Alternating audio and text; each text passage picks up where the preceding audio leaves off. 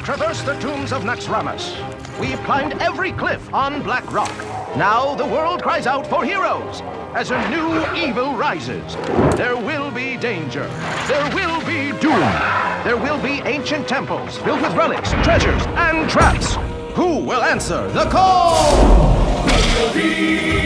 Explorers lead, and we are in need of explorers. Adventure we seek, cross land and sea. Born to come and join us. Yes!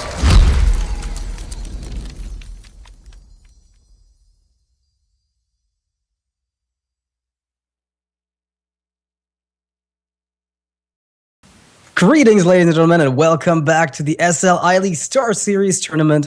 We're on to the group stage D. Not the group stage, but Group D, sorry, in the first phase of the group stage. We're already done with 3 matches today. We had Lifecoach win the first one, 3-0, Dog 3-1, StarSeries win 3-2, and now we have Lifecoach versus Dog as the 4th match of the day.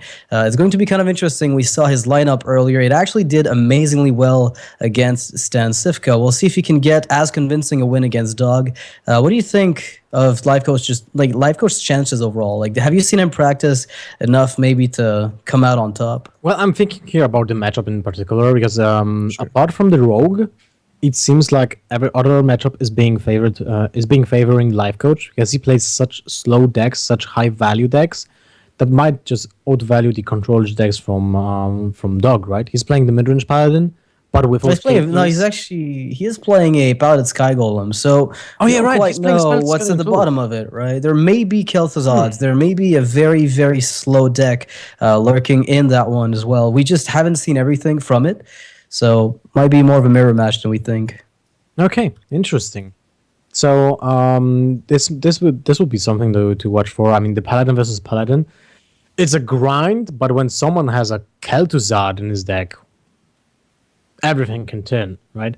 So, yeah, equality consecrations can do a lot of work, like making things come back in your favor, but Kel'Thuz can solidify an offensive play as opposed to a defensive one. Yep, it's true. But we'll say, I mean, we both know that Dog is a really great player, and we can say the same about this chair. So, yeah, for sure. Will be an interesting match. I completely forgot that Dog is playing now for Team Liquid, not Complexity. Right. Well, he's gone. He's been gone quite a while. He went and rejoined Show, his long-lost love. They met again, and now they're holding hands all day. They don't play much Hearthstone anymore. They just hold hands. Just hold hands? Okay. Yeah, that's what they do. That's what you do before marriage, of course. So yeah, well, you have to start somewhere, Lothar. Thank you. Thanks for judgmental, comments, but they have to start holding hands at some point. Goodness gracious. So, Lifecoach is playing a Malygos Warlock. Somebody tells me there's a Reno Jackson in that Paladin. I haven't seen it. Well, we didn't see any duplicates in his deck, right? You only see one Paladin Sky Golem, we only did see like one Zombie Chow, I guess. Now 3 different cards in his opening hand. But actually, 3 different legendaries. I guess at some point you do. Might be. We'll see whether or not he's 30 running legendary deck, right? Sir Finley, to like the tempo legendary that deck's been waiting for. It's kind of funny because you think about the fact that we've been waiting to see what a 1-mana legendary would look like mechanically. We had Bloodmage Thalnos, Nat Pago, Lore Walker Cho on 2, and they've never, even Millhouse, we never really got much value out of them. But now that we get to see the 1-mana one, it feels like the low stat ones can be decent as well. Well, Cairn Bloodhoof does seem to mirror the Sky Golem that he's playing, and that would make Reno viable. Because if you're playing one Cairn, one Sky Golem, then definitely Reno Jackson starts to look a lot more appealing. I have to say, Blizzard is brilliant with Reno Jackson because that actually makes it so much sense when it comes to both in-game decisions for the players, like the marketing a business for Blizzard at the same time, because people have to get more different cards, right? An example, what I want to play instead of a second Paladin card. See, I never really looked at it that way. I have to get Karn, right? Sure, you're right. Actually, it does Brilliant! Incentivize that. I'm sure they ran that past the marketing team. They're like, so what do you think of this card? They're like, do you mean that they have to have like one of each? And the Blizz devs are like, yeah, kind of. Like, yep, yeah, go make that. Go. Never mind the QA. Don't even test it. Just put it in the game and let it do what it wants. And as it turns out, it's somewhat viable. So It's pretty damn good, even we might say.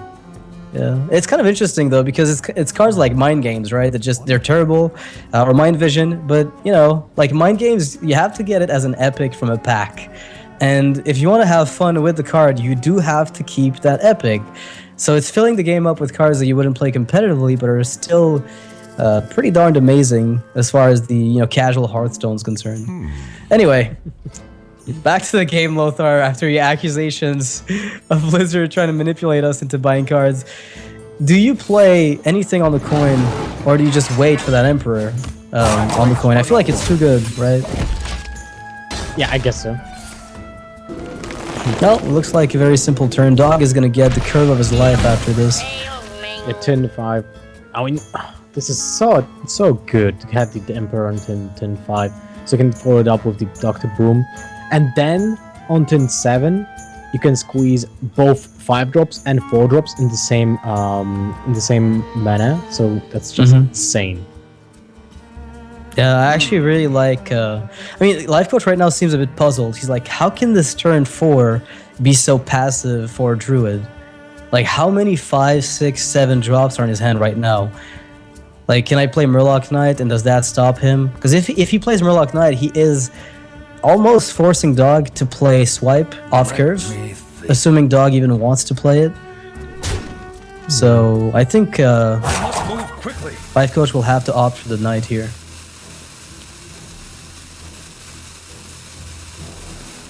The Dog is not gonna like this though. He's gonna hate coining out the Emperor probably, unless. Well, it's 10-5 for Lifecoach, so it does not a lot of options to actually do something after you use the hero power. So it seems like the Murloc will just do nothing. Will just attack for free and will not be used as his inspire. Right, you won't get Murloc, so you're forcing your opponent to play True Silver off curve. So, Lifecoach forces Dog to play Swipe off curve, but then back to him, he picks up the Zombie Chow, which is actually a crazy top deck, because it's the only thing that could have filled up the curve in this spot. Yep. And he still has a good 6-drop, but I think he will favor the hero power instead of the Cairn, because the Cairn is very slow, and if you can just queue up those Murlocs with those insane value each turn. Yeah, and the good thing for him, for Lifecoach as well, is that, Dr. Boom here usually would be a really big threat, but looking at this board, it's like, yeah, you have a 7/7, so what? Right? Like, I have a 3/4, 2/3, and a weapon. Like, I can already start killing those things. And what if he has Big Game Hunter? The Dr. Boom is not appealing at all. Yeah, even Aldor, like, everything makes it so you really don't like your Dr. Boom too much, but you have to throw it out there. Let's see what we top deck from. Oh, already. Reno. Okay, he does have Reno. Oh man, now, he's rich. He's golden. What do you do?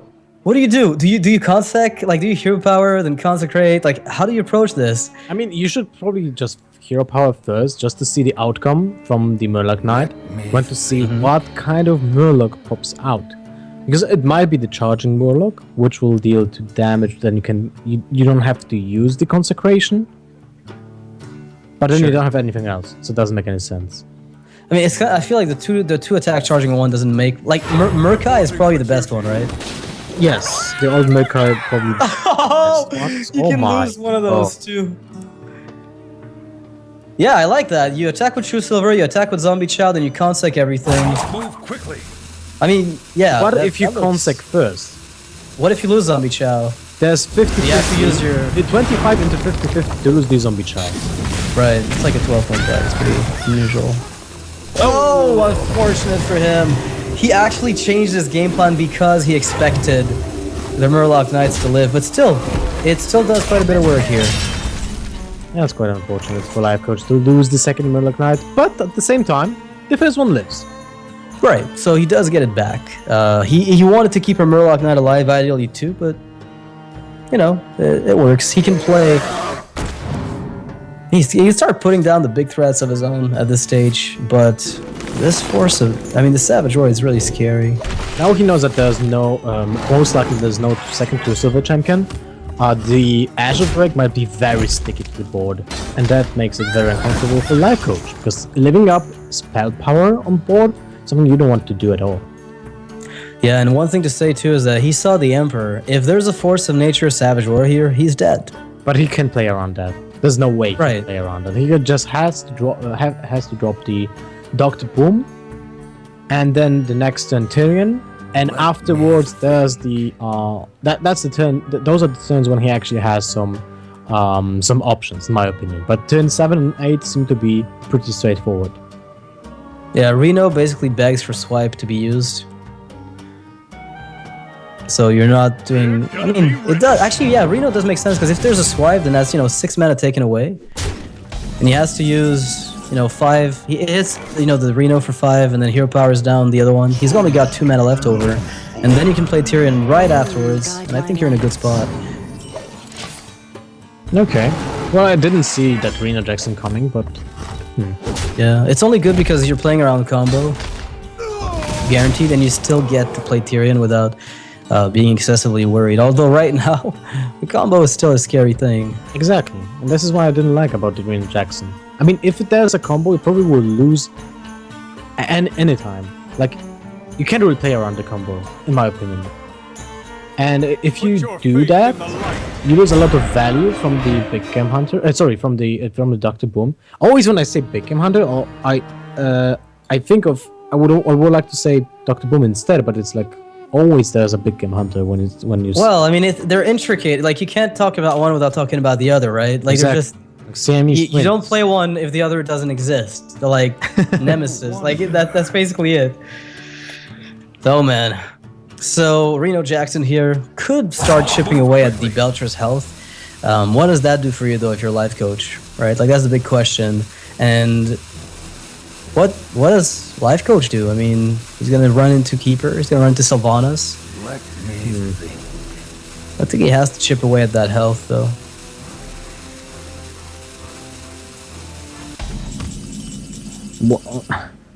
Unless he's expecting the weapon to do something. Yeah, but the And problem is he has no more heals available, at least for now, and he is playing on one heal bot, probably one Farseer, and that's about it. Yeah, he's got what, 18 damage right now if he wants, right? Oops, sorry. Reynard is alive. Wait, you could play your own Sylvanas and Wrath it and Keeper it and get a 50-50 to steal Tyrion. Seems like a good choice. I mean, even getting a 6/6 is okay. 4/6 is okay. Right. But the question is, like, is it really worth more than just playing Sylvanas alone, right?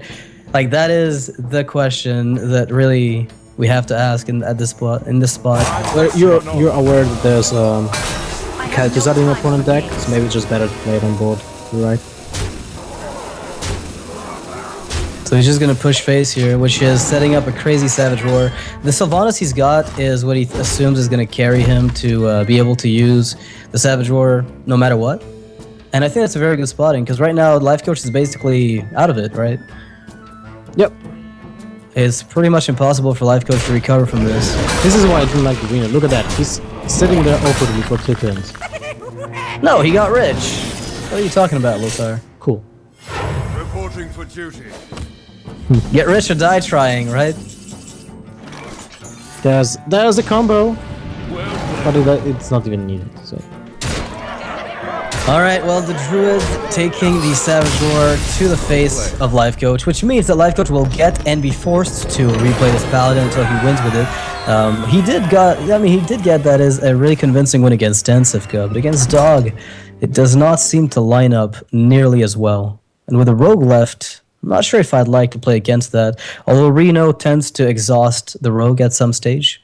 I mean, the Paladin might be a very weak spot now that the Druid is gone. Because it feels like Paladin should be great against the Druids in general, because it grinds it out with the creatures, right? And has immediate value with the weapons. which is basically like the game between Druid and Paladin is very similar. Like they both have similar game plan, but the difference between them is the fact that Paladin uses weapons to help out tempo out against Druid, and Druid on the other hand has the insane finisher. Yeah, I mean, I kind of like. I mean, I really like the way that the deck is built for Lifecoach, like his Paladin one. Honestly, I really like it, but he's opting to play Warlock this time around, which is going to be a very different match against Dog. It's going to be Malagos Warlock, and Rogue tends to.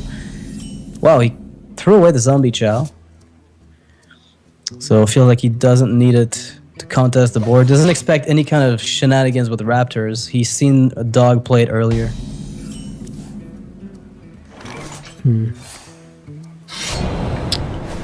Well, now the Rogue is in a.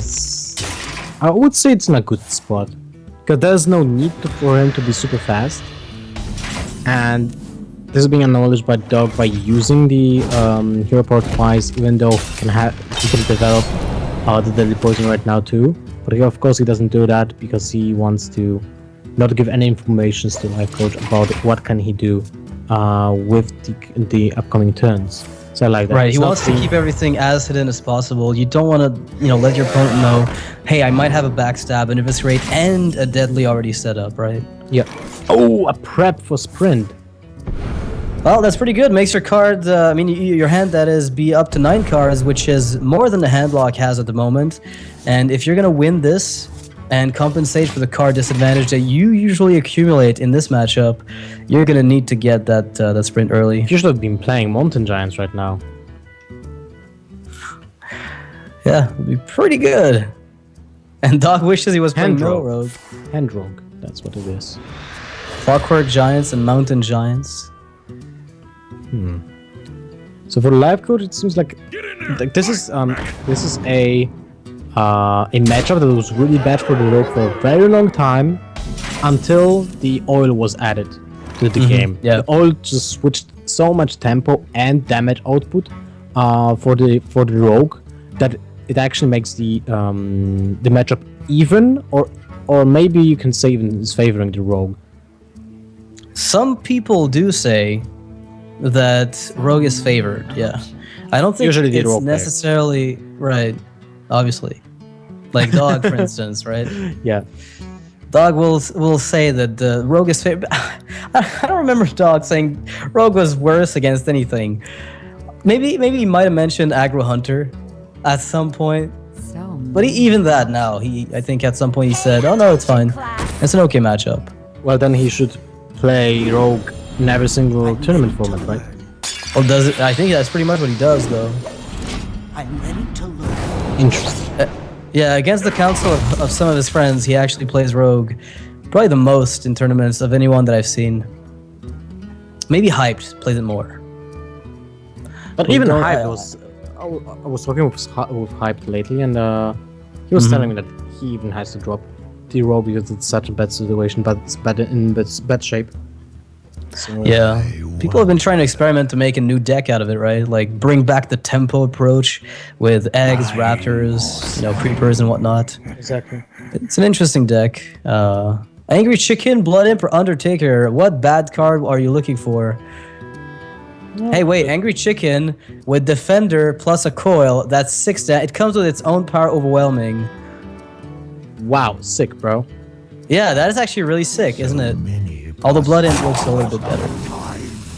But not by much. Okay, maybe a little bit better. Not. When do you play that Blood Imp, now that I think about it? Definitely. No? It was like no other time.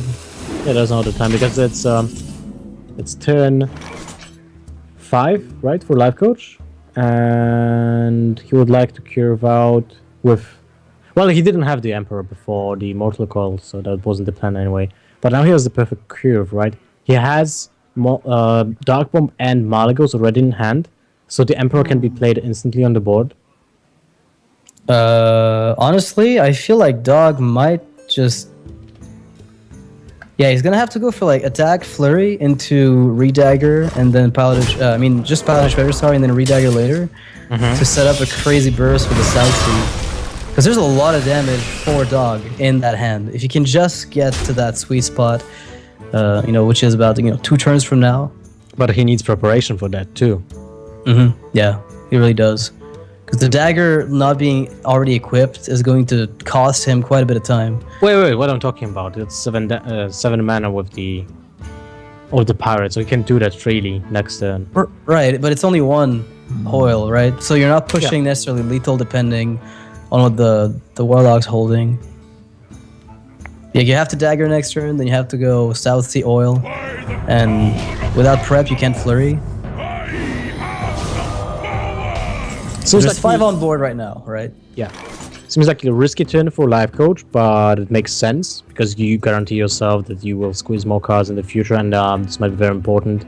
But at the same time, you're aware that the rogue, whenever a rogue has a minion on board, he can abuse his power, and his power lies in damage. And right, yeah, we can see where this is going. Yeah, I wonder if he'll if he'll pull the trigger immediately on the South Sea deck, and I feel like he has to, right? Like you mentioned, he's got enough mana to do it. I was thinking, yeah, maybe he wants to get more damage in, but he can still use the oil on his own later on with only the dagger. It's very often enough damage. And now he's thinking, do I go all in? Because I could go all in. Like, what kills me? What stops me here? What stops him is maybe a Belcher, but he could use the Azure Drake with Flurry. That would kill the first part of it on the following turn with just the dagger. It's kind of a tough turn. It's 4, 8, 9, 14 damage. It's so I tempting. feel like you should go face, because yeah, you have oil Flurry to agent kill. Flurry. Yeah, exactly. I feel like just pushing. Oh, did we see a trade? Yeah, we did see a trade. Oh man, Defiance Ringleader. I am loving this from Dog. I am loving this. Really? You think so? Because that's what's beautiful about this is the fact that if he flurries with a Drake, it's gonna hit for a total of 8, which is enough to kill some of the bigger minions in Lifecoach's deck for the most part. He's trying to just 1-2 punch his opponent as opposed to dealing a bit of damage and then getting a small flurry. Like, the question he's asking himself is it better to hit more damage over time or a lot more burst? And I think Dog right now values the burst a lot more just based on this line of play. Okay. Hell, he could even go Antique Healbot with SI, right? On the following turn if he wants. To be safe if he's afraid of Malagos shenanigans. Or Azure Drake SI.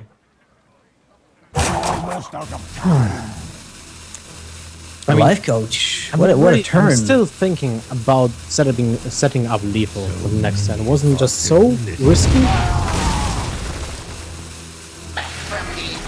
I don't think it was risky necessarily, but if you get stopped by anything like a Molten, Healbot, Sun Fury, then you're dead. Well, not you're dead, but you're basically sacrificing everything to remove the board, and then if the Warlock gets any kind of board after that, you've got no more answers. And that Drake SI is really tempting. Oh, if there was a prep, I'm sure we'd see a Fan of Knives. But you still have to do this. This guy's toast. He has seen 2 Mortal Coils, which means that Shadow Flame Coil is not a possibility, so he can play for board. Now, Lifecoach is in a spot where he definitely has to clear minions, but if you would like to do that, he has to use both Darkroom and Implosion and be really lucky with it, and that's not an option in my opinion. So he just clears. Oh wait, what am I talking about? No, he can do it. I mean, he has no chance to mess up because of the Drake. Exactly. It's a really close call though, but he had to make it. Now Flurry looks appealing now that you picked up the. I mean, you could use Fan of Knives, I guess, but I don't think you're gonna want to leave that Drake alive at all ever. I think maybe Blood Mage, Healbot, Flurry, unless you want to play the T-shirt, which would be more damage over a longer period of time. There's very little AoE left in Lifecoach's This is why I deck. would favor the T-shirt, because you just saw so many answers to your minions that putting up a lot of small minions on board. You saw 2 mortal cores, you saw Hellfire, you did see 1 Dark Bomb and 1 Implosion. So it's almost a guarantee to keep those 1/1s on board. I'm ready to learn. He's cycling. Okay. And he's thinking, can I take the extra 4 and redagger instead of using my flurry? Well, he still has thinking thirst about with it, the second.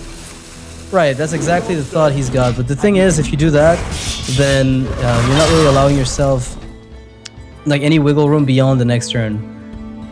It's win now or lose, basically.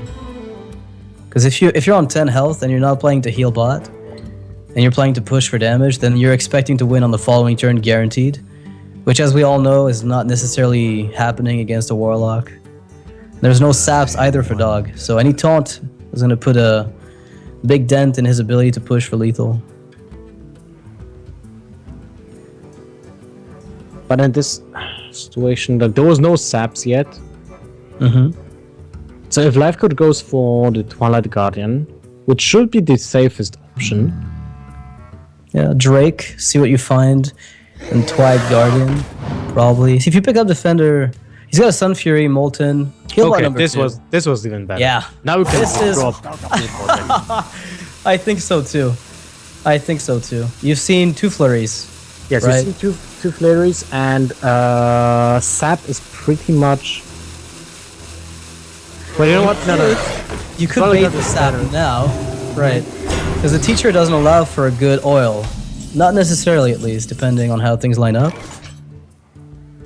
Oh, that's clunky. This is textbook. I hate my valid teacher because it spawns 1/1s. I'm ready to He's looking for that sap. That prep is good, but it's not a sap yet. 1 more card, and there it is. He gets to kill the zombie chow to buy himself a little bit of time. But how do you play this turn out? You know what's it's very interesting in this match is the fact that both players are on the same HP, and they both are worried about the same thing. Right. It's like exact same situation. But in this variant, Lifecoach has more board presence. The problem is the zombie chow will heal the rogue, but the rogue can buy tempo. Right. With the by just using the sap and the heal, that means that suddenly the OTK is looking further and further away from Dog's perspective, and so he might feel safer extending a little bit more on this board, which I think is really interesting.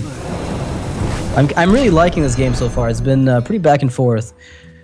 A lot of different type of line of plays that could have been made, and this is what interests me the most. Like, what would happen if Dog would went for the really aggressive play and setting up the next turn lethal with Blade Flurry into Agent, right? Because that might have been over already, right? In this case, it would have been, I think. Yeah, I think like most of the plays that Dog did were really passive and were playing the long game. Well, I mean, I really like the way Dog plays the deck. Is just that if he expects to be OTK'd at any point, because look at Lifecoach's hand, right? A lot of cards have been held forever. So are these Soulfires? Was he reluctant to play one of the Dark Bombs earlier? Like how much did it take for him to play that Dark Bomb? It took literally the worst possible case scenario. So Dog's thinking maybe he's got the burst. You know, he did play Emperor, and I'm getting pretty low on health. Might have to play it passively. Now with the 1 sap gone, I think the double dragon is really appealing. Or the dragon heal bot, pick your target, whichever works best.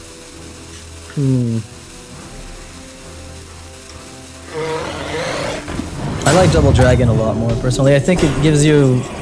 he opted for the double dragon. Okay, well basically it gives you more protection against sap. It's only weak to say backstab, eviscerate on one of them, and then sap on the other, and then somehow an oil comes out, and then you die. Like, you're literally just dead. Dog might have spotted lethal. I wouldn't even be surprised. Am I missing something? Wait. No, I don't think so. I don't think he did. There was no more Blade Flurries. I was like, just no. There's no way for him to get that. But he can use. If he wanted here, he could have used. The But he's doing backstab- it so fast. Yeah. Well, Dog already knows the rogue inside out, right? It's one of the few decks that he just masters. And he gets a full board clear here, which is very good for him. 4, 4, 2, and 1. Yes, that's a full board clear. And there's no way for Lifecoach to do anything about those minions. There's a heal bot, and the heal bot is pretty good. Soulfire could... Well, next turn, Soulfire represents 9 damage, so if you go for Twilight Drake heal bot, there's no more flurries, right? Mm-hmm. So I think Dog's got to be really scared if the health of Lifecoach goes too far up and he doesn't find the eviscerates. We haven't seen a single eviscerate. There's like 5 cards left in Dog's deck. With that Drake, he digs for 2 cards. If the 2 eviscerates come up, And that's he pretty has much the it. Falnos too, so he can dig for another card with that. And they hit If- for a lot. Yes. I So wonder. he has 10 damage on board. Yeah, I think Dog's in a very good position here with the Lifecoach simply can't taunt up enough to deal with everything. Well, he needs to drop the Twilight Drake and Anti-Keelbot in this situation. I don't think there's an alternative, really. Possibilities. And this is the second Keelbot he already used. Yeah, we've seen already one of them earlier. So if Dog doesn't pick up the eviscerates because they're at the very, very bottom, then that could be a little unfortunate. He does pick up 2 more damage in the SI, which lets him clear the 3-3 if he wants. With the SI. Let's see, on. he's still searching for that another Eviscerate and Shadow next Ramus. Well, Those draw are like with 3 Thanos. cards left in that deck, I would say. Draw with Thalnos. I think that's really unfortunate because now Dog is worried about Shadow Flame on that Drake, right? So many. He hasn't seen Shadow Flame yet. We've seen a Hellfire. Well, he can clear the board with ease and play Right. around Shadow Flame. But at least But his it's- minion's a little weak, right?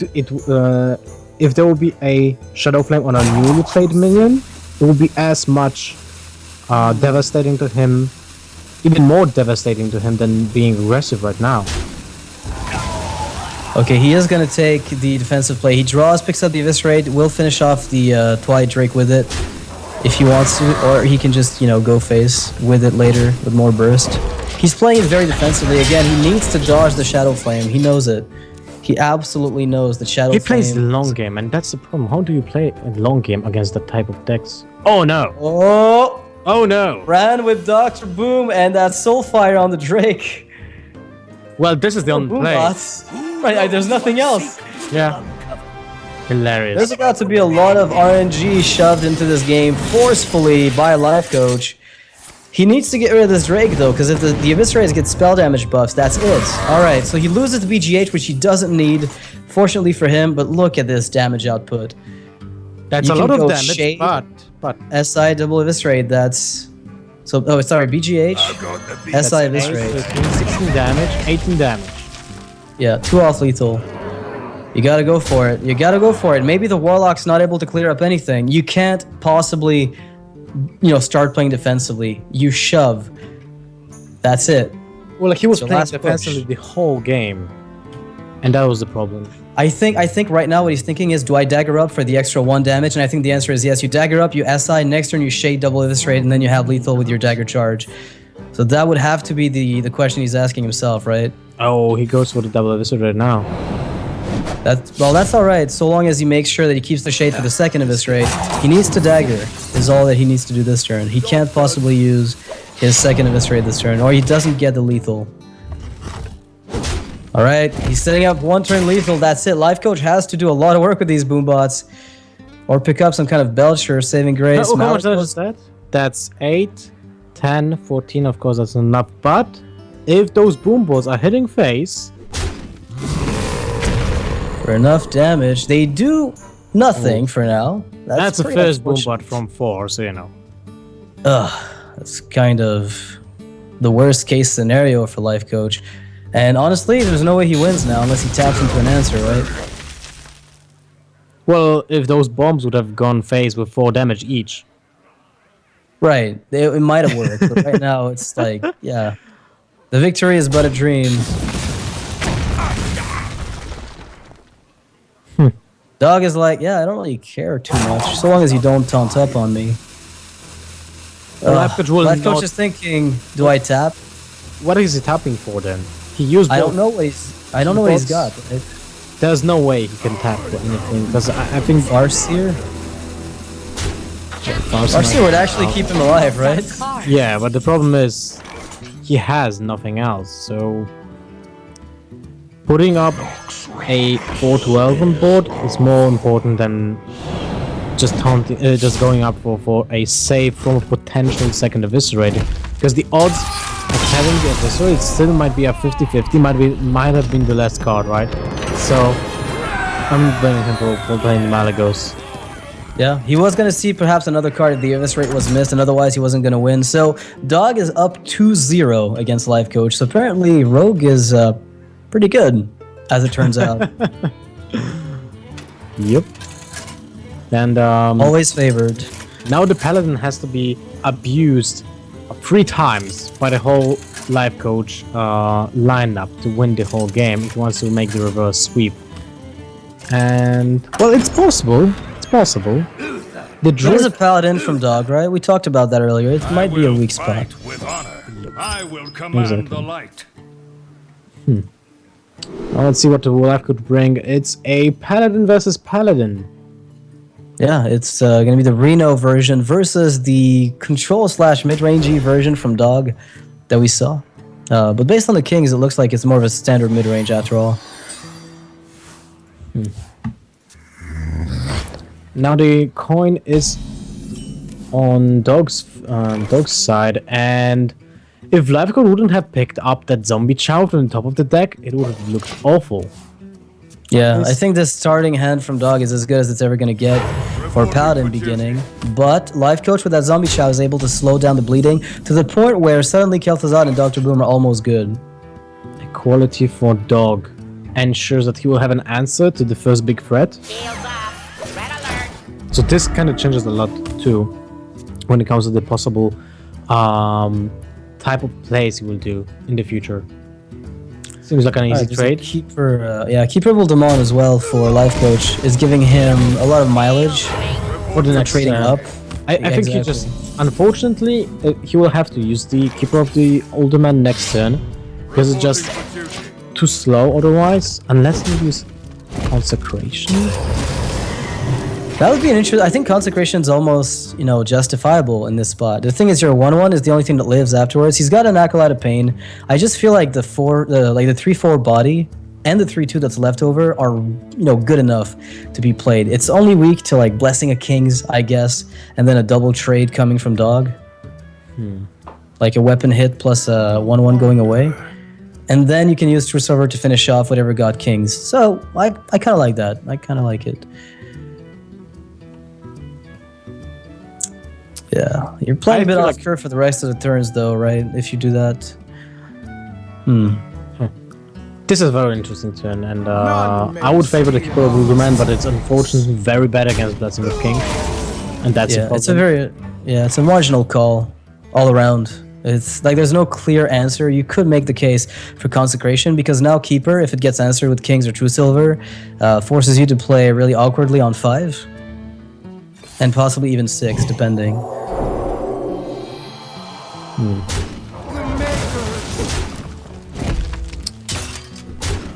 Well, this requires a True Silver champion from Lifecoach next turn, which puts him off curve, but he's Right. still missing a 5 to the drop anyway, and he picks up a 6 drop. So this is Okay, a that blessing. is insane. This is a Right. blessing.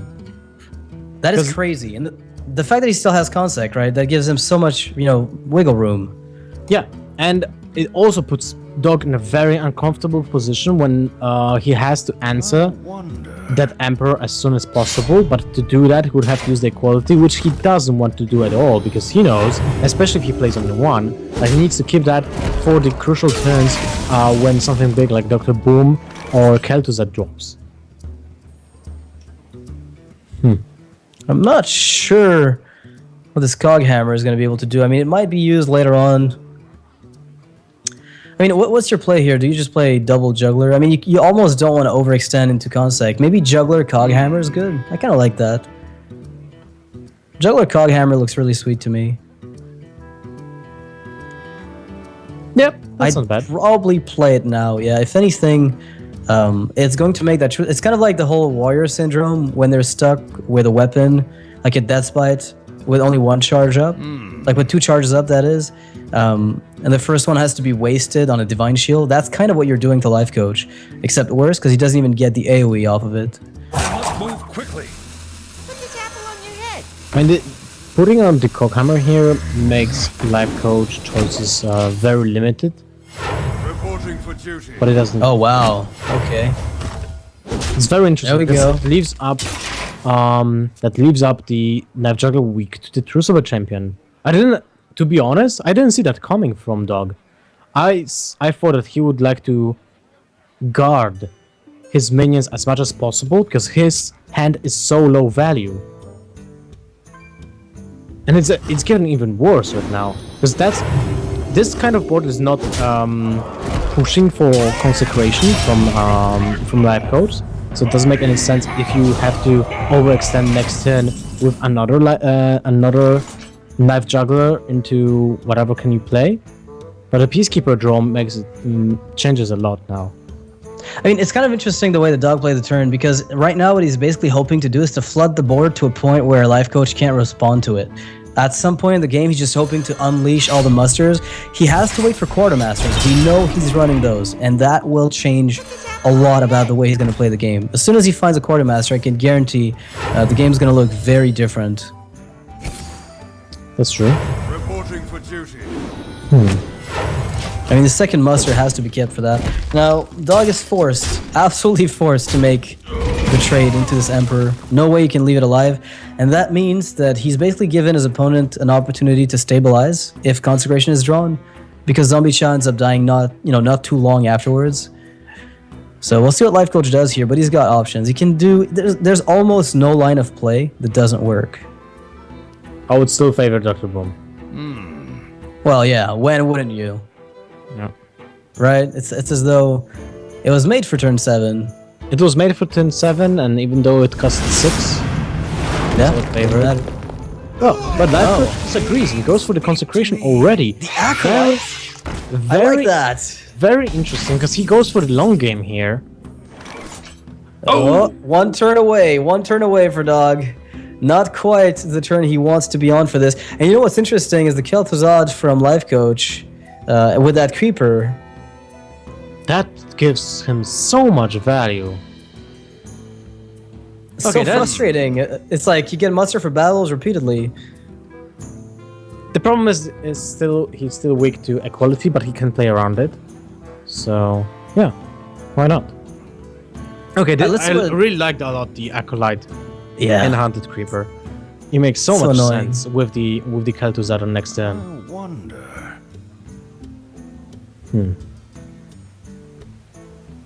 So for Dog, this is an awkward one Move quickly. because you can't really play much of a battle this turn because you're going to give your I thought opponent the so much Creeper- value.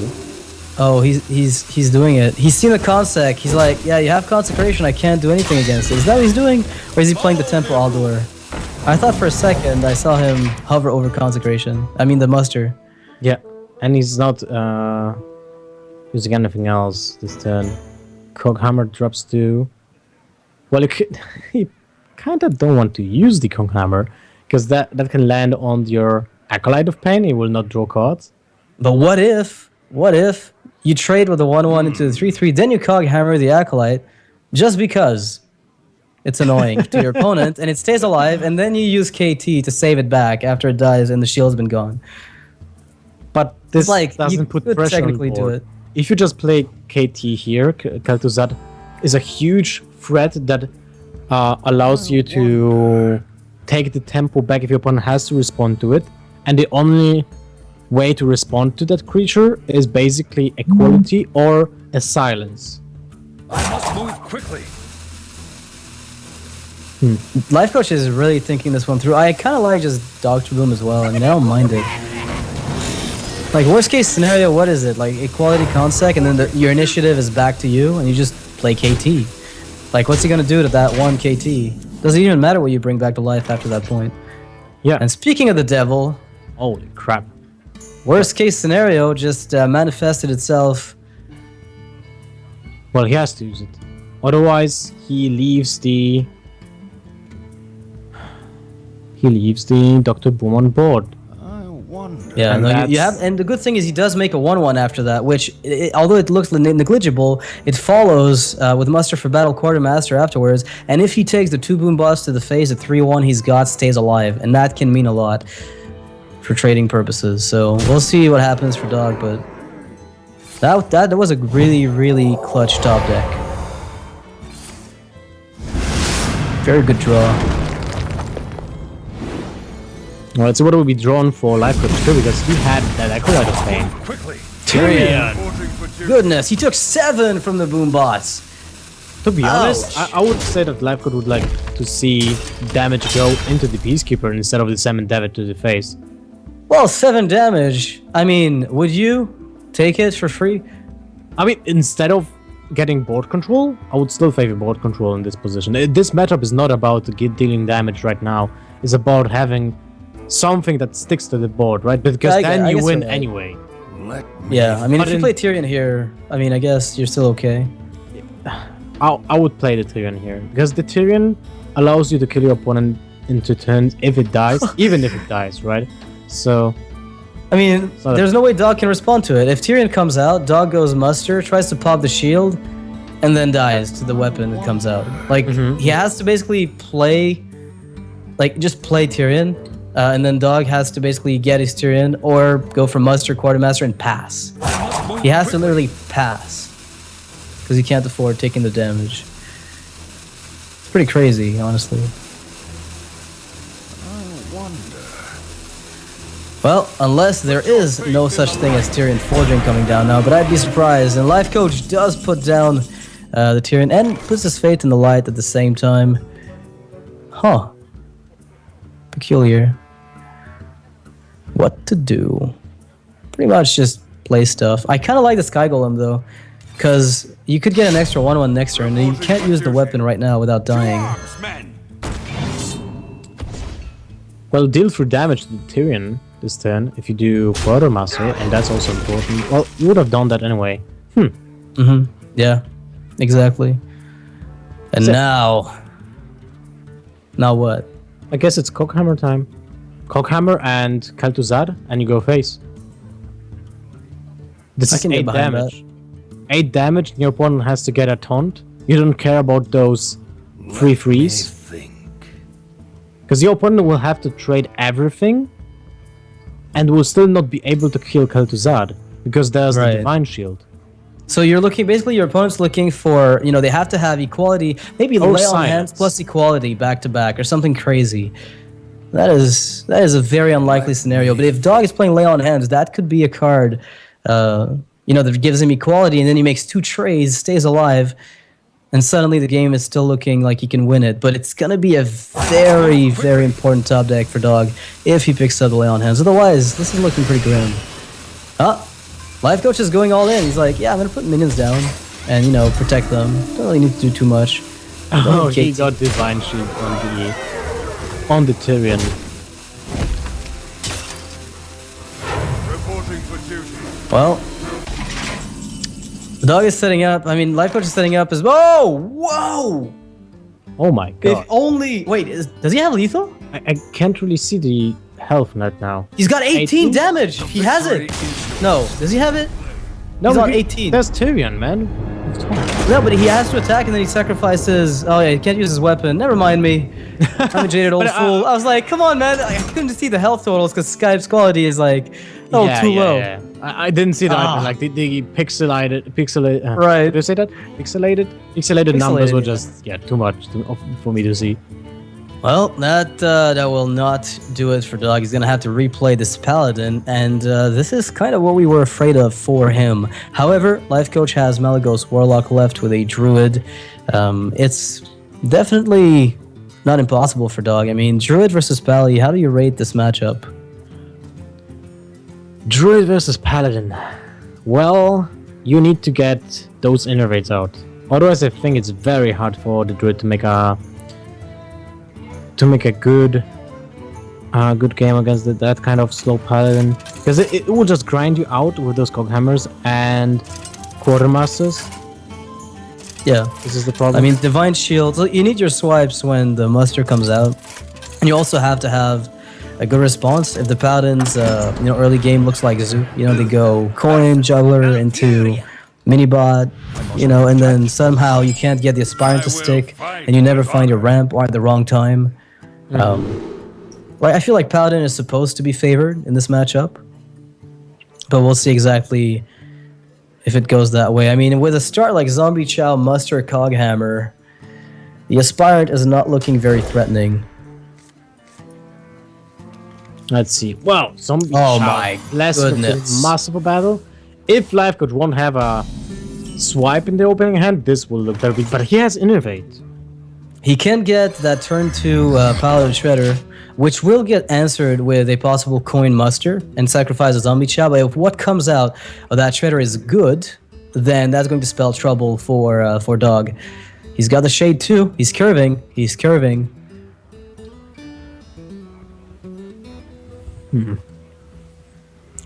That is insane. He is curving. Oh man, he doesn't want to play into Coghammer? Is that it? Does make a difference? He's thinking. Yeah, because I mean, if there's Coghammer, then the Zombie Chow doesn't sacrifice itself like it would with Muster, right? Okay. It stays alive as a 2/3, which kills whatever comes out of your Shredder. And then you play the Shade. So, like, the good thing about that is that you play the Shade on 3, and there's no chance of Consecration. That is, like, the single only good thing about this. Those are the turns when I think like those are the turns when Druid has the most decision to make in the game. Yeah, because that's what basically decides whether or not the game is won or lost. I find this exact turn is what makes the entire game shift completely. And this is what usually you do see from Druids, because they are the only class that can curve out the mana so early during the game. And this warps the whole game in basic. When it comes to basics, the whole game is getting like eviscerated. Yeah. So here, Dog's decision to change his game plan, perhaps, and not to play Muster, is simply due to the fact that he still gets 1/1s to use with even better a Coin Blessing of Kings, right? If something happens. And right now, Lifecoach doesn't see the coin being used. So he's thinking, well, maybe there's a coin consecration, but if there is, then that's too bad for me. I have to respond with swipe. And I suspect we will see that Blessing of Kings come out. Or there could be a good argument for Muster, so you can go turn 4, Juggler, Coin, Muster number 2. We'll see. Well, he has the swipe is one of the most important picks in this matchup in overall, because fortunately for Dog, he has the second Master of a Battle, so you can play out the first one just to bait out the swipe. But in general, without this swipe in hand right now, Lifecoach would have really lost, in my opinion. Yeah, I tend to agree with you. And now Dog has to decide, what do I do with this creeper? Do I pop it, give him the swipe, force him to unstealth the Shade? How do I approach this? I almost feel like you could almost... He's going aggressively with his weapon, which I like. The problem is... I wouldn't use the creeper here, though, but I don't know. That's 4 life, right? And that's a lot. Alright, he's going face with this. He's going to force at least Lifecoach to use his minions to pop the spider if he wants to swipe. I think Lifecoach will be pretty happy about that. Yeah. You're telling me I can keep my Shade? Is that what you're telling me? Well, he knows there might be a Quartermaster, so he has to use the swipe. There's still coin in Dog's hand, so if he doesn't clear the board right now, that leaves so much open to Dog's options, because there might be Quartermaster, there might be a Blessing of Kings, there might be Coghammer, and he kills all of those options with just the swipe. So he plays basically what he does with the swipe is he plays around at least 4 cards in his opponent deck. Yeah, and it's kind of interesting because, like, Lifecoach is probably one of the few players that you can mind games, right? Because he will read into your moves, maybe more than somebody else would. And now look at the amount of health the dog's on already. He's taking a substantial amount of damage. Unshaded, a Lifecoach unshaded with the attack. That puts a lot of damage. That's basically like playing it ahead of one turn. So I like it. Then the problem is, of course, it gets weak to consecration, but at the same time, I feel like Lifecoach doesn't care about. Right? Yeah, exactly. He's happy about the consecration because that puts the paladin off curve. I mean, maybe not off curve, but he doesn't build any kind of board presence, and I feel like that's the most important thing for Lifecoach. Yeah, I mean, you follow it up with Lothab, right? So you lock out any removal potential from your opponent. And Dog right now is staring down this board. He didn't kill either the wolf nor the shade.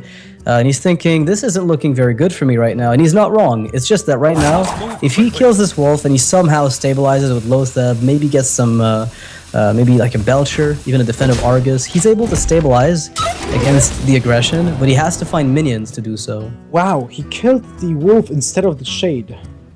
Interesting. Well, you kind of have to, right? But I mean, the that shade means you will still has to trade. sacrifice More Does he? one-ones, yeah. No, I don't think so. I think what he should do here is Lifecoach has to play the Rev and the Game Hunter on board. You're weak to consecration, but I guess that doesn't matter that much, at least. Because you can lock it out with Lothab. You just have to dodge taunts, which in this case he can. I mean, this is the most aggressive play. With the Raft and the Game Hunter, it's very risky, but it builds so much damage, and you still have the Druid of the Cloud to charge next turn. You basically can win in one up turn, basically, because you seal 5 damage next turn, and you dealt 4 damage this turn. So your opponent is left on 3. That gives a lot of options. So he goes ahead and plays the... Oh, wow, that's even more aggressive, actually. You want to talk about aggression? We just found the aggressor right there. So Dog here has to respond with Consecration, no question. Unless... Wait, is there a way in which you simply Blessing a King's... Right? You can't not Lothab. You're dead, right? The swipe, Force of Nature on the following turn. You have to be using Lothab. Even if you use Lothab, you rely on your top deck next turn, but I feel like the best this is best play. The Germans are coming, so he wants to secure the board at least this turn with the Lothab. He misses the he doesn't miss it. He does hit the 4/4, so that's good enough for him right now. He's thinking, okay, so I dodged the bullet. I need to dodge the second Druid of the Claw, and that's it. If he has it, then too bad for me. Unfortunately for him, Lifecoach doesn't have it. So that's 3 damage in the upcoming turn. And it's not over. It's not over yet, but Lifecoach seems to be in the dominant position unless Dog will top deck a Taunter or a Coghammer. Right. I really like Lifecoach's decision here to just set up lethal right away. You know, never mind Lothab, you just lose it. I love this. Kill him next turn. Yes, that's a very good decision. It also creates a scenario when you can just use the Raft to cycle and attack. No, that makes no sense. No, never mind. But I like the decision to have just an out in the upcoming turn. Yeah, and so Lifecoach did set up lethal, and he is going to get it. Dog did not pick up the Belcher that he was looking for. And Savage Roar Hero Power will seal it, and that's basically Lifecoach pot. He has 1 deck left, which is, I think, his Warlock, the Malagos Warlock against the Paladin, and I'd say Dog may have a bit of trouble against that deck, depending on how good his early game is, because he plays Zombie Chows, right? Which means that Lifecoach has a bit more leeway.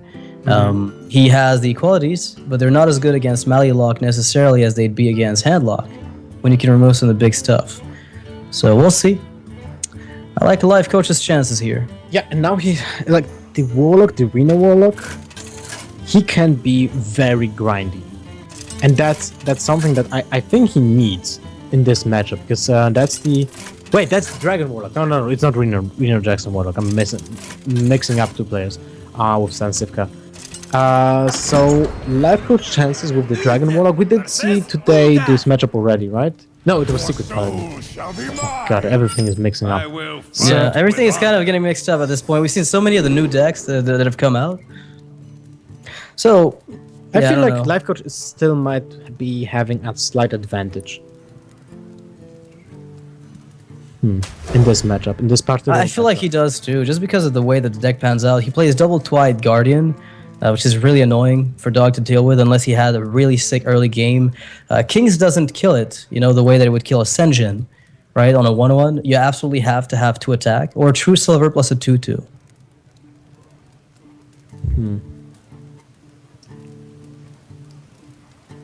So, the Abusive Surgeon with the Big Game Hunter is a very huge deal in this matchup because usually the Big Game Hunter doesn't have the option to kill anything, and the Abusive Surgeon can kill a minion Could, right, that's exactly. boosted by the +2 attack like Lotep, or there's Tyrion, or well, the Blessing of Kings kind of works in its favor here. Yeah, but he picked up Zombie Chow with another Twilight Guardian that has to be 10 times better. It's going to be the double Zombie Chow opener. Usually in this case, Lifecoach is supposed to have the edge just because Mortal Coil is in the range of things he might be holding. But he doesn't have it just yet.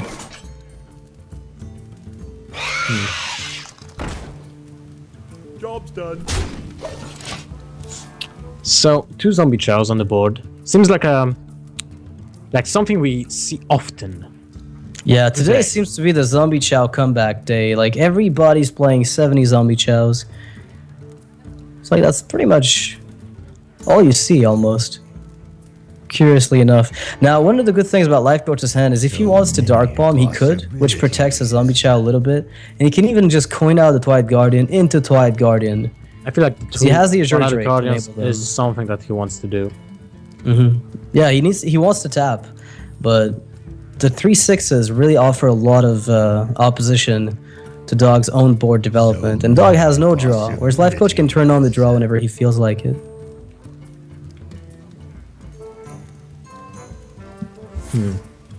He goes for the Dark Bomb, so he protects his Zombie Chow, which is very interesting, and he values.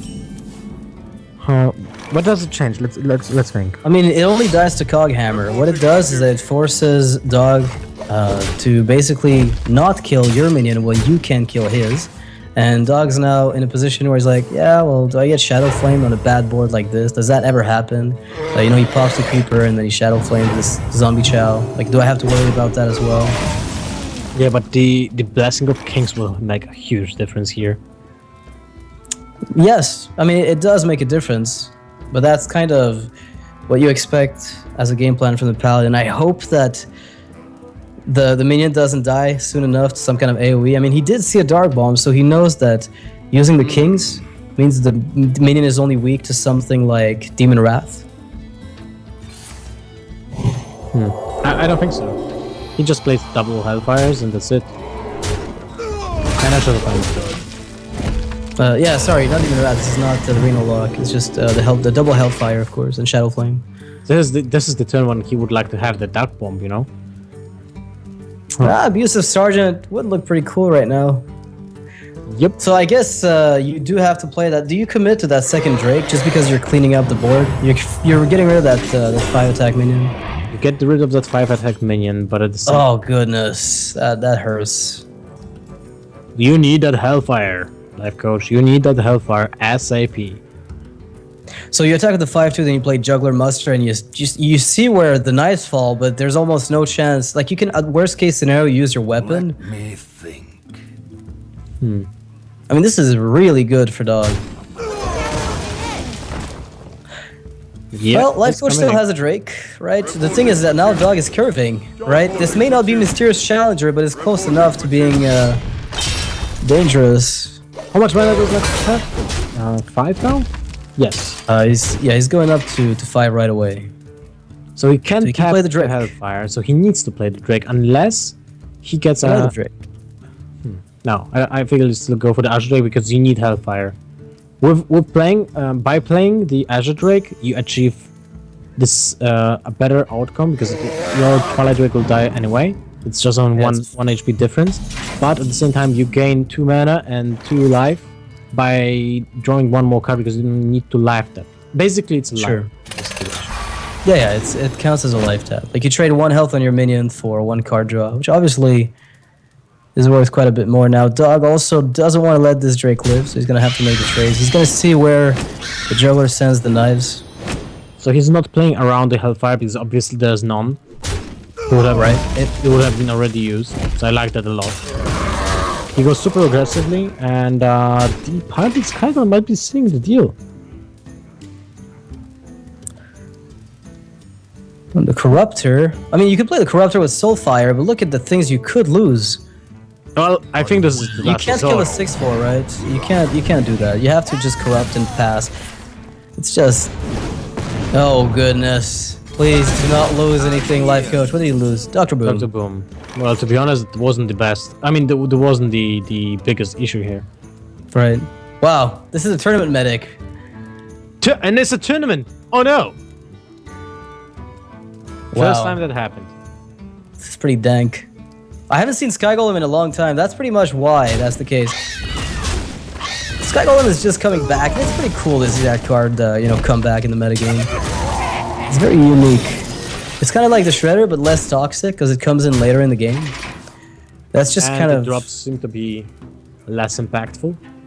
Yeah, I mean, we're not talking about a high attack minion here with the tournament medic. It could have been a 7/6, like it could have been all sorts of crazy... It could have been a Shade, 7/4. But no, it's just a low impact 1/8. Which chips away at the health of your opponents more so than anything else. Lifecoach hasn't really had the opportunity to life tap this game. And he can't really. That's the problem.